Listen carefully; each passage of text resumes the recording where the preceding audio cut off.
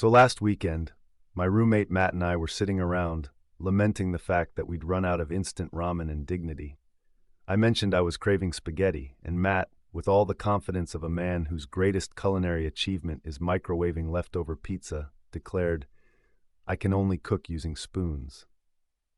Now this sounded like one of his usual excuses to avoid washing the colander, but he seemed oddly insistent, like he'd taken a solemn vow of anti-forkery.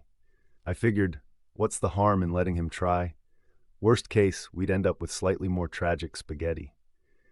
The next day, I walk in to find Matt surrounded by every single spoon in our apartment. Tablespoons, teaspoons, that weird grapefruit spoon we've never used, all lined up like a cutlery army.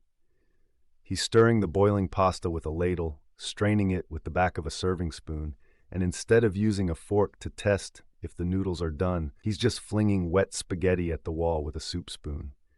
At this point, I'm more concerned about our security deposit than the meal itself. But things really went off the rails when he started serving. Apparently, spoon only doesn't just mean the cooking, it's also the eating.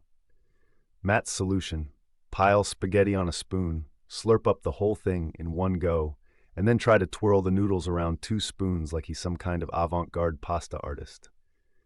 I turn away for 5 minutes to take a call, and when I come back, the entire kitchen is covered in elaborate noodle sculptures, spaghetti towers, linguine bridges, and a particularly unsettling lasagna rendition of the thinker. He even managed to suspend rotini from the ceiling fan.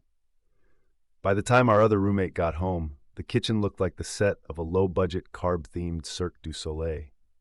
When she asked what happened, Matt just shrugged and said, "Sorry, I guess I got carried away forking around."